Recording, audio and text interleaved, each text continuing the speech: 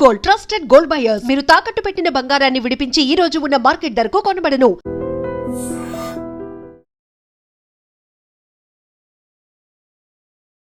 నమస్తే, welcome to I dream media. ఈరోజు స్టూడియోలో ఉన్నారు mutual fund distributor PS Chandrashekar గారు. హలో సార్, బాగున్నారా? Okay sir. సో జనరల్గా ఎవరైనా మ్యూచువల్ ఫండ్స్లో ఇన్వెస్ట్ చేయాలంటే చాలా మందికి చిన్న చిన్న క్వైరీస్ ఉంటాయి. మోస్ట్లీ వాళ్ళు అడగకుండానే తొందరపాటులో ఇన్వెస్ట్ చేసేసేయాలి, ఏదో చేయాలని అనుకుంటారు. బట్ జనరల్ క్వైరీస్ ఏంటి? ఇన్వెస్ట్ చేయాలంటే ఎలాంటి స్టెప్స్ తీసుకోవాలి మ్యూచువల్ ఫండ్స్లో? భవానీ గారు, ఇప్పుడు ఫస్ట్ క్వశ్చన్ మాకు ఎవరైనా కాల్ చేసేటప్పుడు ఏమంటారంటే అసలు మ్యూచువల్ ఫండ్స్ అంటే ఏంటి, ఎస్ఐపి అంటే ఏంటి, సరే ఎలాగ ఇన్వెస్ట్ చేయాలని అడుగుతారు ఫస్ట్. జనరల్గా ఎవరికైతే ప్రతి ఒక్కరూ స్టాక్స్ అనేది ఇన్ని ఉంటారు. ఈ మ్యూచువల్ ఫండ్ ఎవరైతే ఇన్వెస్ట్ చేయాలనుకున్న వాళ్ళకి ఆల్మోస్ట్ ఆల్ ఈ స్టాక్స్ అనేది ఎక్కడో ఒక దగ్గర ఇన్ని ఉంటారు. అదేవిధంగా మ్యూచువల్ ఫండ్స్ కూడా ఇన్ని మాకు కాల్ చేస్తుంటారు. కాకపోతే వాళ్ళకి అంటే మ్యూచువల్ ఫండ్స్ ఏంటి, స్టాక్స్ అంటే ఏంటి అనేది అర్థం కాదు, తెలియదు బేసికల్గా. సో మేడం, మనం స్టాక్స్కి మ్యూచువల్ ఫండ్స్కి డిఫరెన్స్ ఏం లేదు. స్టాక్స్ అంటే ఒక కంపెనీ షేర్, అది డీమ్యాట్ అకౌంట్ ఓపెన్ చేసుకుని కొనుక్కుంటూ ఉంటారు. మ్యూచువల్ ఫండ్స్ అంటే ఒక స్కీమ్, ఒక అసెట్ మేనేజ్మెంట్ కంపెనీ ఒక స్కీమ్ లాంచ్ చేస్తుంది. ఫర్ ఎగ్జాంపుల్ లార్జ్ క్యాప్ అనుకుందాం. అది లాంచ్ చేసేటప్పుడు ఒక ఫండ్ మేనేజర్ ఉంటే ఆ ఫండ్ మేనేజర్ లార్జ్ క్యాప్ కేటగిరీస్లో స్టాక్స్ని పిక్ చేసి ఒక స్కీమ్ అనేది తయారు చేస్తారు. సో దీంట్లో స్కీమ్లో 40, 50, 60 స్టాక్స్ ఉంటాయి. మనం ట్రేడింగ్ డీమ్యాట్ అకౌంట్ ఓపెన్ చేసి ఒక స్టాక్ కొనాలంటే స్పెసిఫిక్ స్టాక్స్ మనం సెలెక్ట్ చేసుకుని మనమే కొనుక్కోవాలి. అక్కడ ఏంటంటే ఇన్బిల్ట్ ఒక స్కీమ్లో number of stocks fund manager పెడతారు. అది బేసిక్ డిఫరెన్స్. సో ఎవరైతే స్టాక్ కొనాలనుకుంటున్నారో మనం ఒక స్టాక్ సెలెక్ట్ చేసుకుని రికమెండేషన్స్ మీద కొనుక్కోవాలి.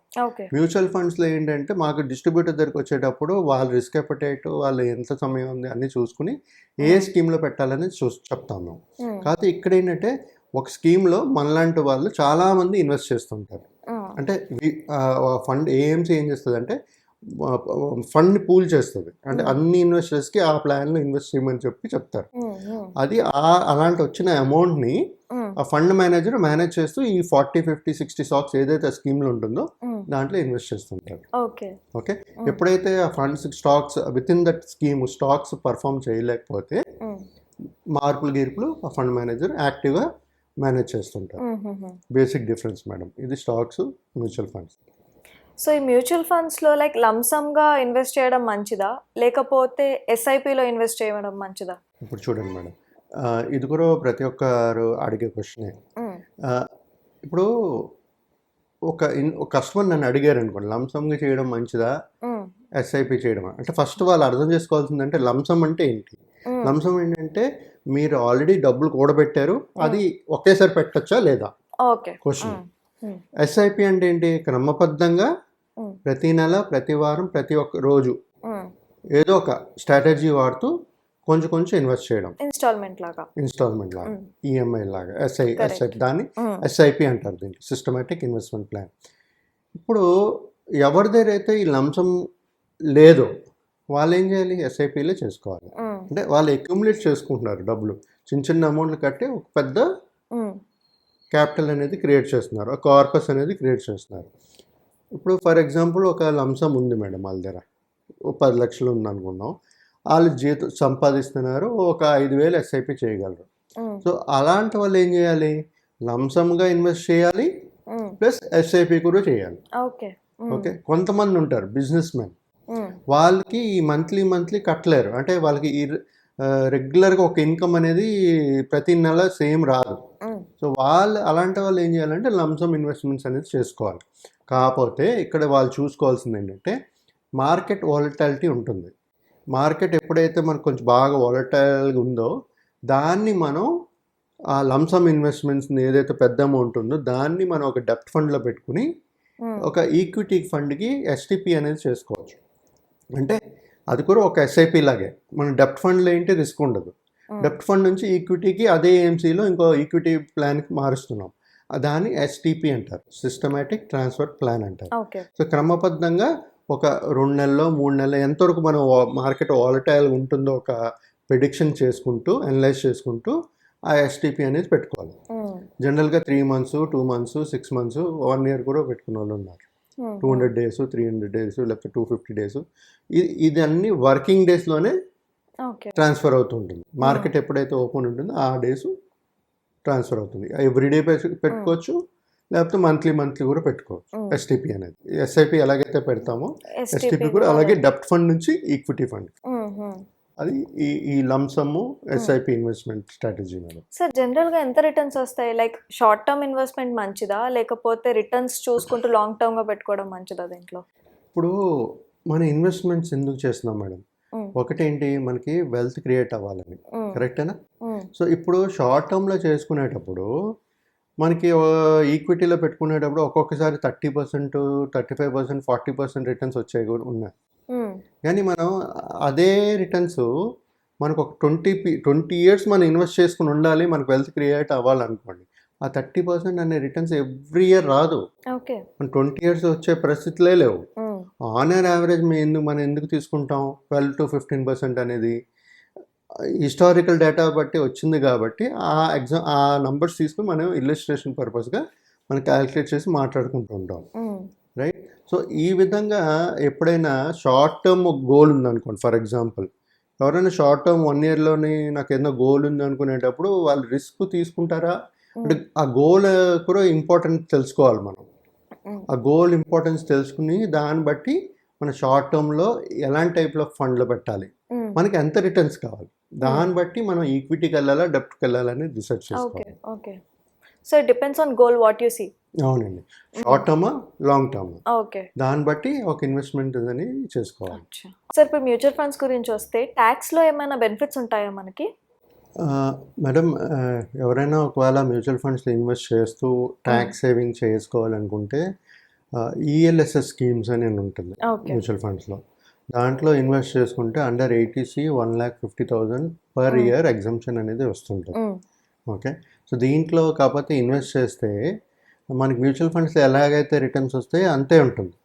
On an average 12 to 15% illustration purpose తీసుకుని అదే రిటర్న్స్ వచ్చే ఛాన్సెస్ అనేది ఉంటుంటుంది. ఇప్పుడు ఒకవేళ ఈ ఈఎల్ఎస్ఎస్ స్కీమ్లో ఏంటంటే మామూలు మ్యూచువల్ ఫండ్స్కి ఈఎల్ఎస్ఎస్ స్కీమ్స్కి తేడా ఏంటంటే ఈఎల్ఎస్ఎస్లో 3 years లాకింగ్ పీరియడ్ ఉంటుంది. మీకు ఒకవేళ ట్యాక్స్ ఎగ్జంప్షన్ కావాలి అనుకునేటప్పుడు ఈఎల్ఎస్ఎస్ స్కీమ్స్లో పెట్టాలి. అది 3 years వరకు మీరు తీయలేరు, లాకిన్ అయిపోతుంది. సో అప్పుడే మీకు ఎగ్జంప్షన్స్ అనేది వస్తుంటుంది. ఓకే, అంటే ఇందులో ఎగ్జిట్ లోడ్ అని విన్నాను సార్. ఎగ్జిట్ లోడ్ అంటే ఏంటి? అసలు విత్డ్రావల్ ఛార్జెస్ ఏమైనా ఉంటాయా దీంట్లో? భవానీ గారు, ఇప్పుడు ఎగ్జిట్ లోడ్ అంటే మ్యూచువల్ ఫండ్స్లో ఎప్పుడైనా ఇన్వెస్ట్ చేసేటప్పుడు విత్ ఇన్ 1 year కానీ మళ్ళీ డబ్బులు తీసుకుంటే ఎగ్జిట్ లోడ్ 1% ఉంటుంది. ఓకే, 1 year అబోవ్ అయితే ఎగ్జిట్ లోడ్ అనేది ఉండదు ఈక్విటీ స్కీమ్స్. సో మెయిన్గా ఎవరైనా ఈ మ్యూచువల్ ఫండ్స్లో ఇన్వెస్ట్ చేస్తున్న వాళ్ళు లాంగ్ టర్మ్కే వస్తారు, వెల్త్ క్రియేషన్కే వస్తారు. షార్ట్ టర్మ్ వచ్చేటప్పుడు ఇప్పుడు 1 year 6 months షార్ట్ టర్మ్ అంటే 6 months 8 months 1 year 9 monthsలో కావాలనుకుంటే వాళ్ళు డెప్ట్ ఫండ్స్కి వెళ్తుంటారు. అక్కడ ఏమో ఎలాంటి ఎఫెక్ట్ ఉండదు. నేను ఇందాక చెప్పాను చూసారా, మార్కెట్ వాలటైల్ ఉండేటప్పుడు డెప్ట్ ఫండ్ నుంచి ఈక్విటీ ఫండ్ అప్పుడు అక్కడ ఎగ్జిట్ లోడ్ ఏమీ ఉండదు డెప్ట్ ఫండ్స్లో. ఈ విధంగా ప్లాన్ చేసుకోవచ్చు మేడం. కానీ మ్యూచువల్ ఫండ్స్ వెల్త్ క్రియేట్ చేయడానికి లాంగ్ టర్మ్ స్ట్రాటజీ అయితే మాత్రం విత్ ఇన్ 1 year కానీ తీస్తే 1% ఎగ్జిట్ లోడ్ ఉంటే depending on scheme to scheme vary అవుతుంటుంది. ఓకే సార్, దీంట్లో ఇంకోటి ఏంటంటే ఇన్ కేస్ సడన్గా ఏదైనా మార్కెట్ క్రాష్ వస్తే అప్పుడు లాస్ లాంటిది ఏదైనా చూస్తారా?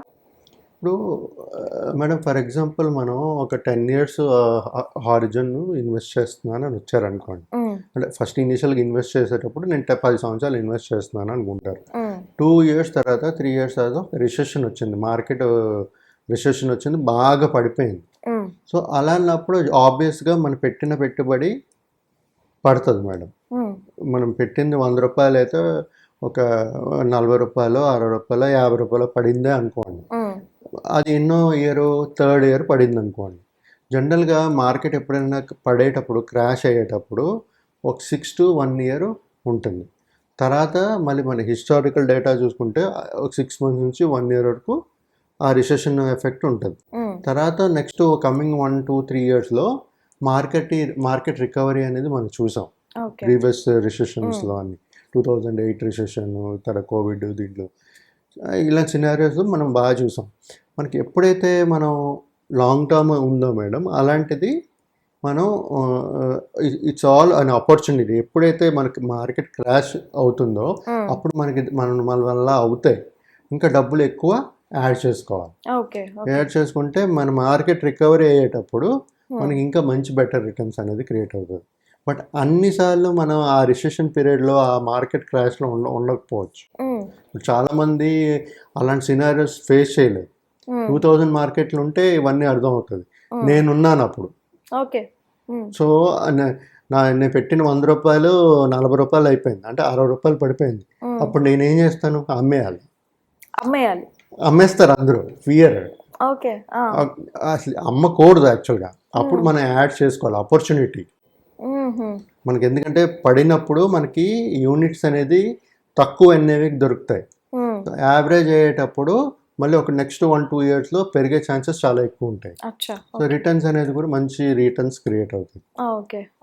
ఆ విధంగా మనం ఎవరైనా ప్లాన్ చేసుకోవాలి. మార్కెట్ క్రాష్ అనేటప్పుడు ఈ మార్కెట్ క్రాష్ని మనం ప్రిడిక్ట్ చేయలేం, ఎప్పుడు వస్తుంది ఏంటనేది. ఇప్పుడు ఇంత గొడవలు అవుతున్నాయి, టారిఫ్స్ గిరిఫ్స్ అని. బట్ అంత డ్రాస్టిక్ ఫాల్ అయితే లేదు, స్టడీగా పడుతుంది. ఇప్పుడు ఎప్పుడైనా బాటమ్ సర్క్యూట్, టాప్ సర్క్యూట్ అని ఉంటుంది. 20% కానీ ఇదైతే ఆ స్టాక్ ట్రేడింగ్ ఆపేస్తారు. ట్రేడింగ్లో చెప్తున్నాను నేను. అదేవిధంగా మనం ఒక మ్యూచువల్ ఫండ్స్లో పెట్టి మార్కెట్ పడుతూనే ఉందనుకోండి 6 months, బట్ అస్తమానం పడదు. ఎందుకంటే మన ఇండియా గ్రో అవ్వాలంటే it has to come back. దానికి సమయం పడుతుంది. ఆ సమయం మనం పేషెంట్గా వెయిట్ చేస్తూ మన దగ్గర ఒకవేళ ఇంకా డబ్బులు ఉంటే యాడ్ ఉండాలి, హోల్డ్ చేసి ఉండాలి. ఎందుకంటే మనకి ఇంకా 7 సంవత్సరాల సమయం ఉంది. మన 3వ సంవత్సరం రిసెషన్ వచ్చింది, మార్కెట్ క్రాష్ అయింది. మనకి ఇంకా 7 సంవత్సరాలు ఉంది కదా. ఆ టైంని ఆపర్చునిటీ కింద తీసుకుంటూ యాడ్ చేస్తూ మంచి రిటర్న్స్ అనేది క్రియేట్ చేయగలుగుతాం. Okay. Thank you sir. Thank you అండి.